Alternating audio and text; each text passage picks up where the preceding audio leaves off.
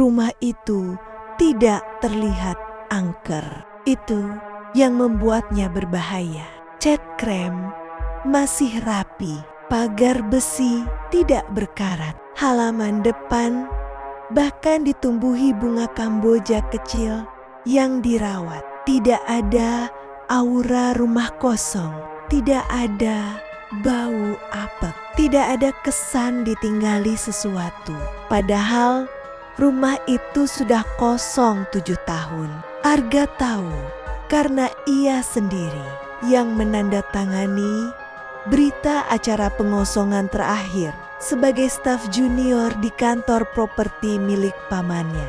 Dan hari itu ia kembali. Pamannya hanya bilang lewat telepon, "Cek, sekali lagi rumah itu mau dilepas murah. Pastikan gak ada yang rusak." Arga datang sore hari. Langit mendung, udara berat, tidak hujan.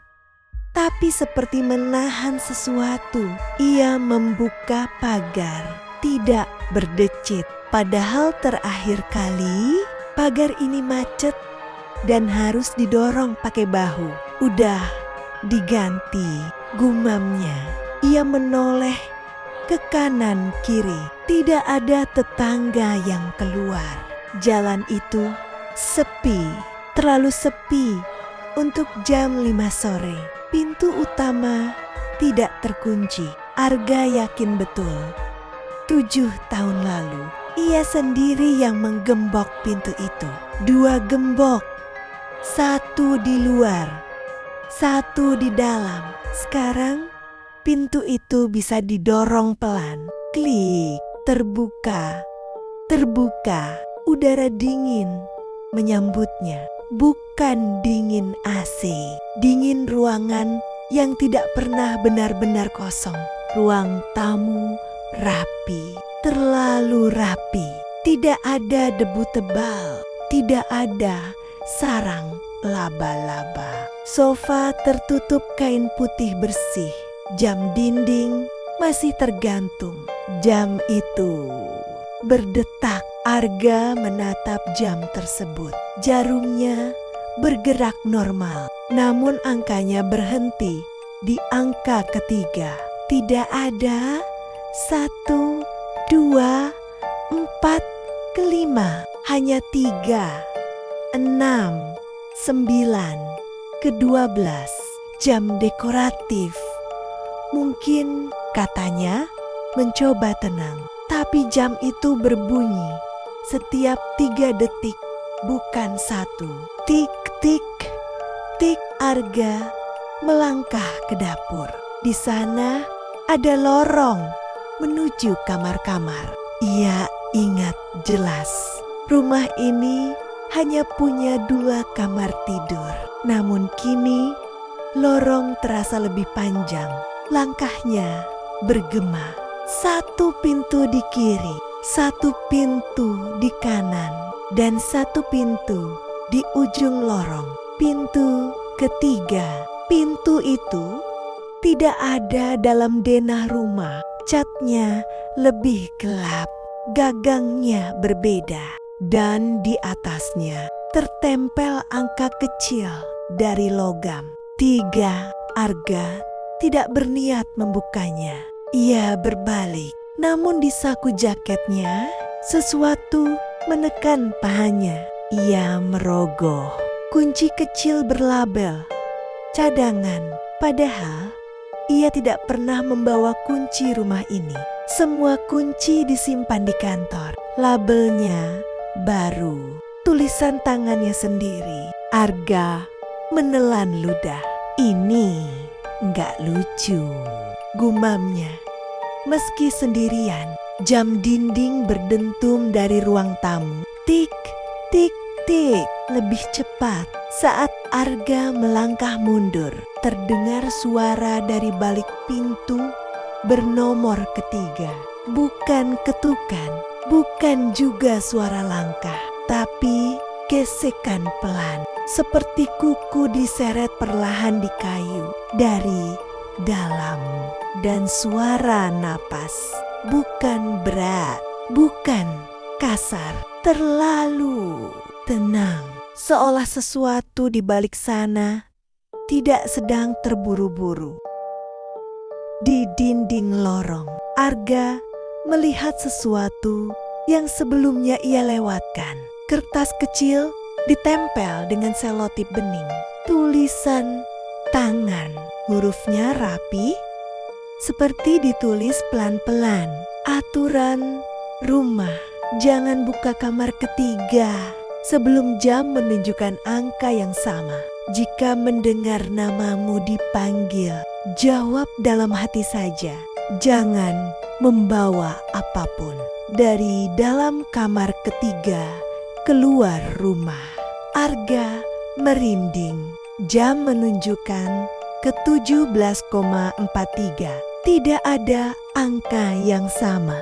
Dari balik pintu, suara itu berhenti.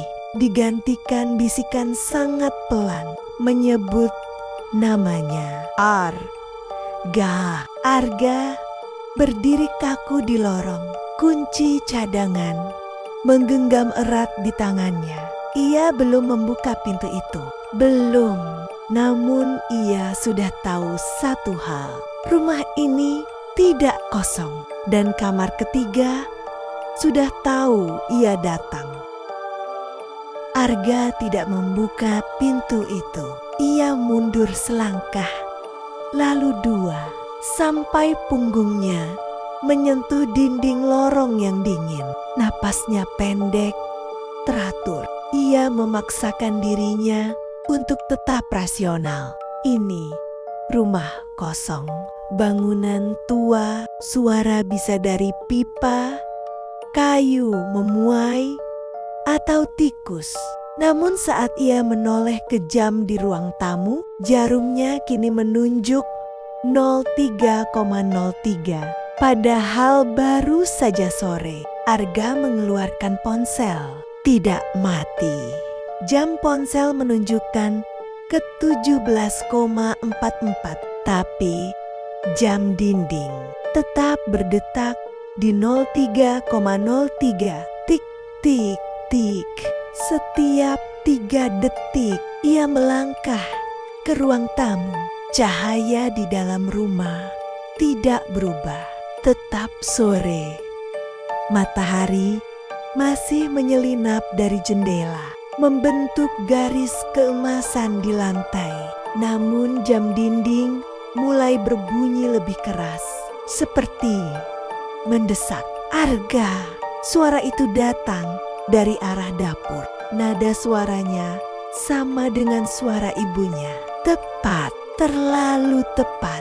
Intonasi lembut, penekanan di suku kata akhir, semuanya cocok. Arga menegang.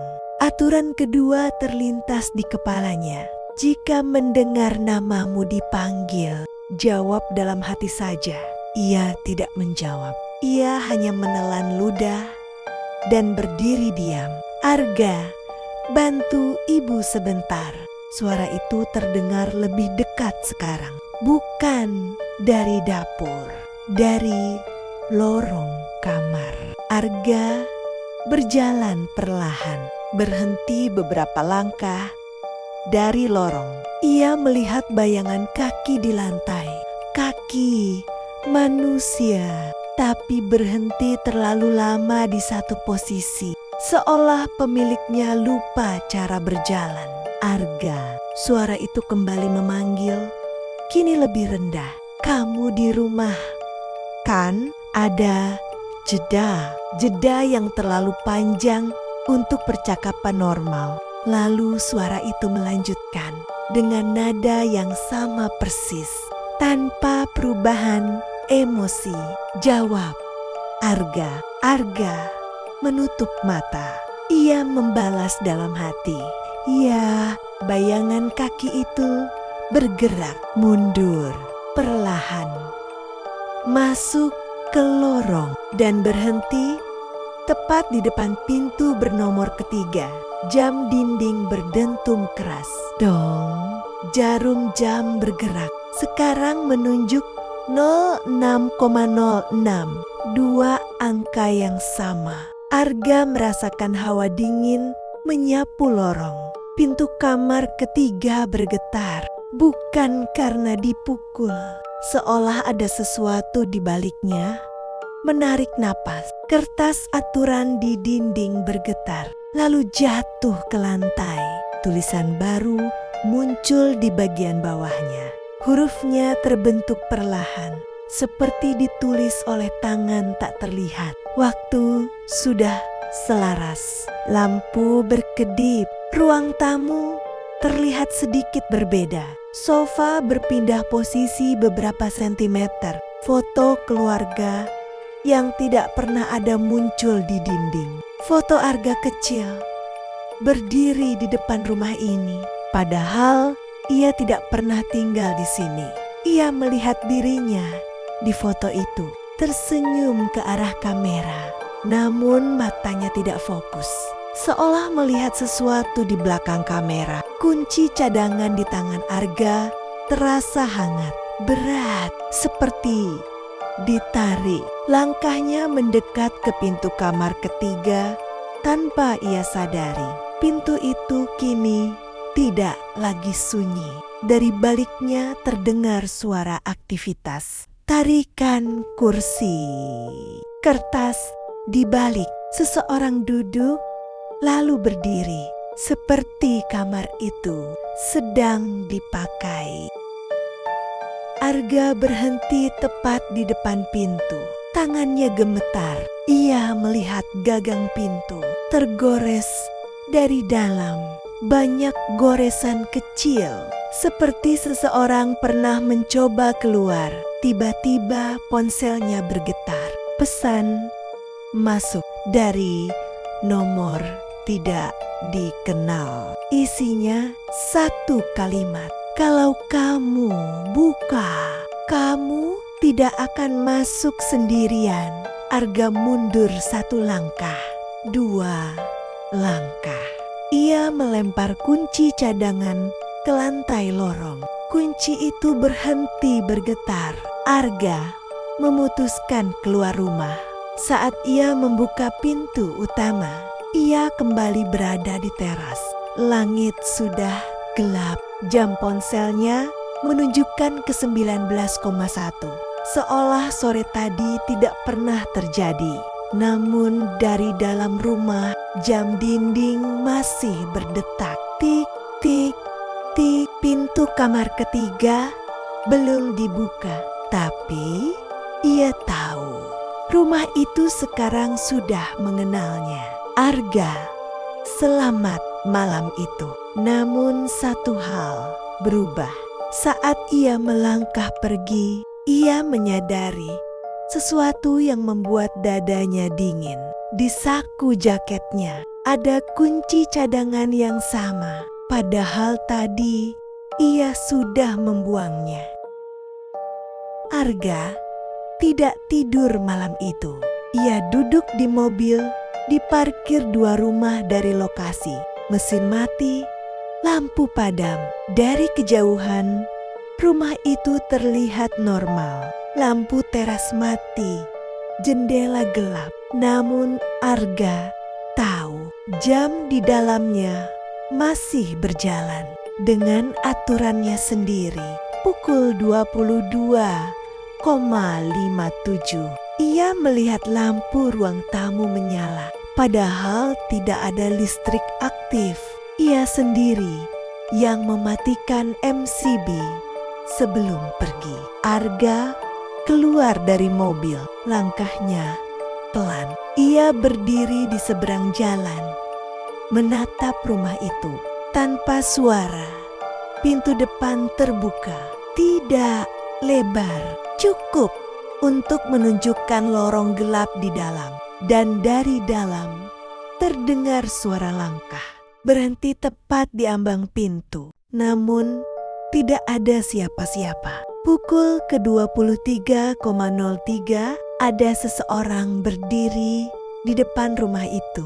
Seorang pria parubaya, jaket tipis, rambut disisir rapi. Ia berdiri terlalu lurus, terlalu diam. Arga menahan napas. Pria itu tidak mengetuk, tidak memanggil. Ia hanya berdiri menghadap pintu terbuka, seperti menunggu izin. 5 menit berlalu. 10.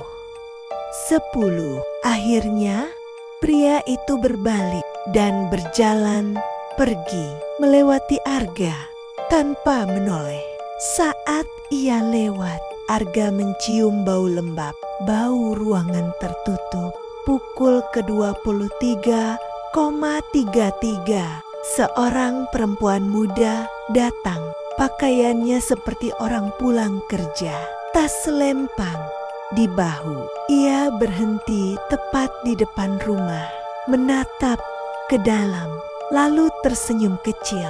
Ia mengangkat tangan, namun tidak mengetuk, hanya menyentuh udara. Seperti pintu itu ada baginya, tapi tidak terlihat oleh Arga.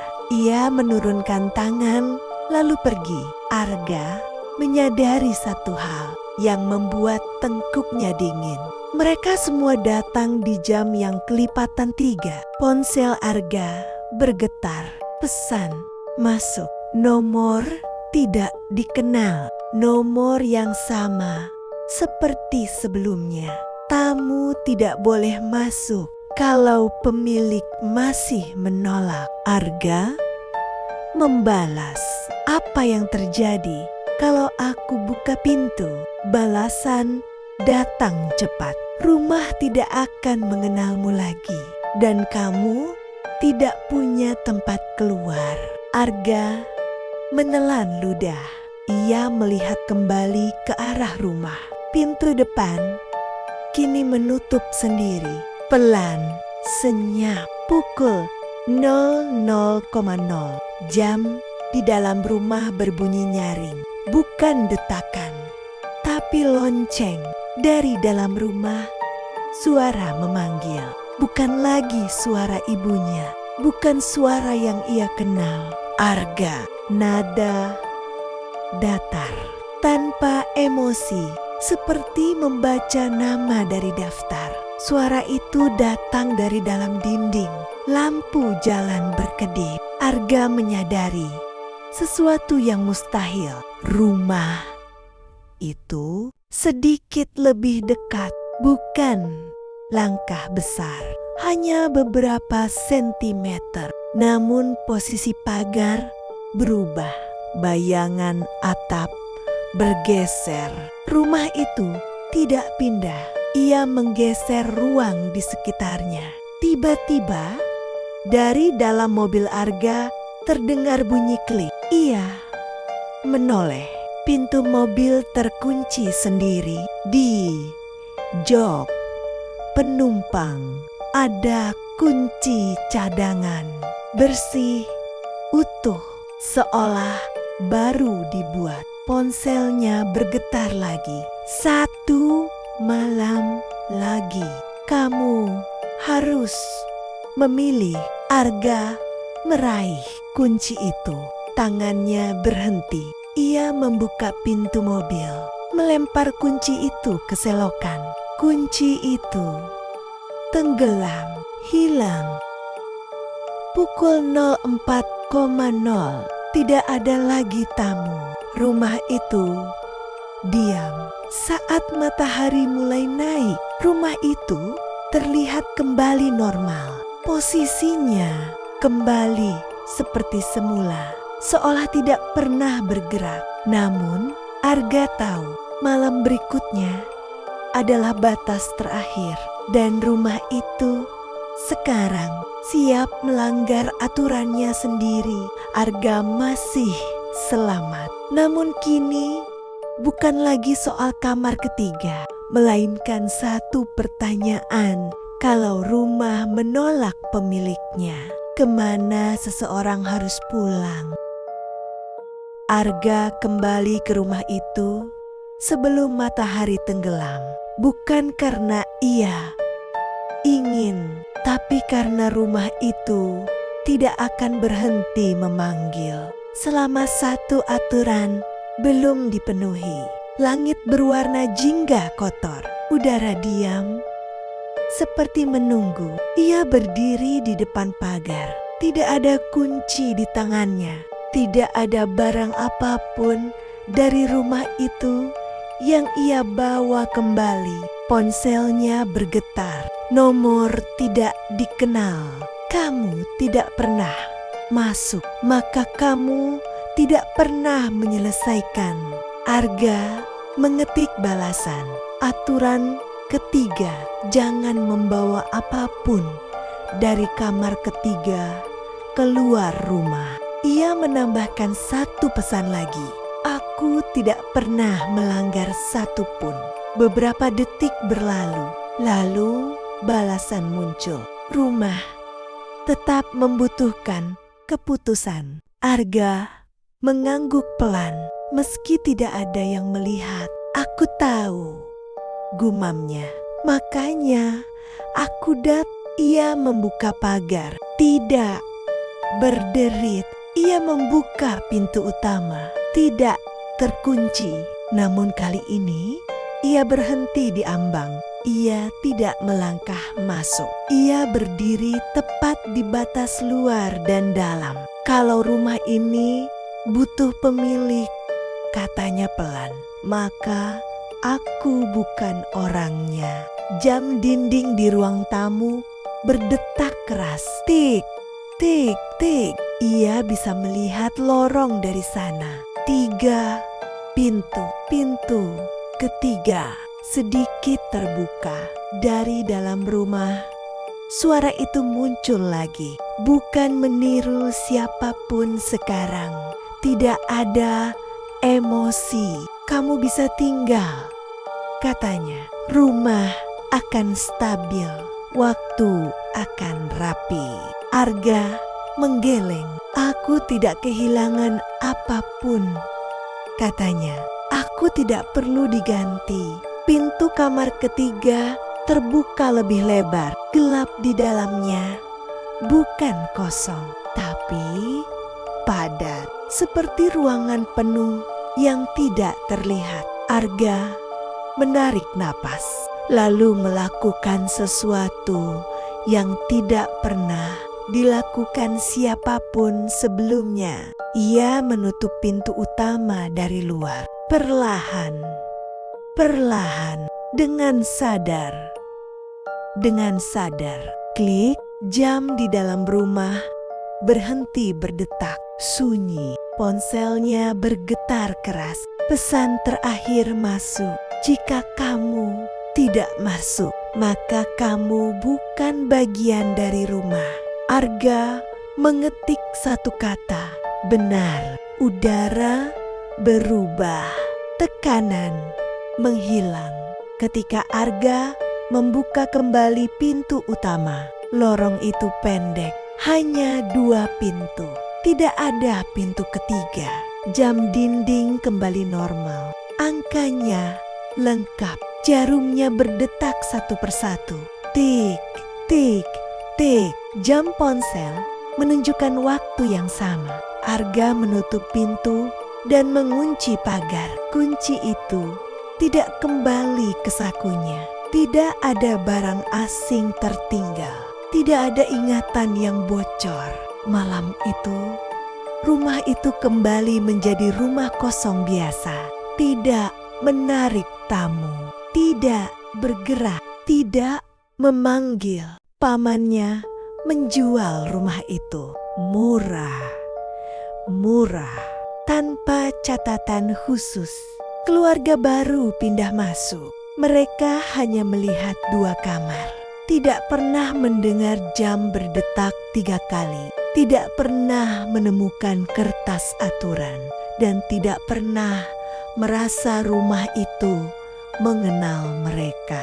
Arga belajar satu hal. Beberapa tempat tidak ingin dimasuki. Mereka hanya ingin diakui, lalu ditinggalkan.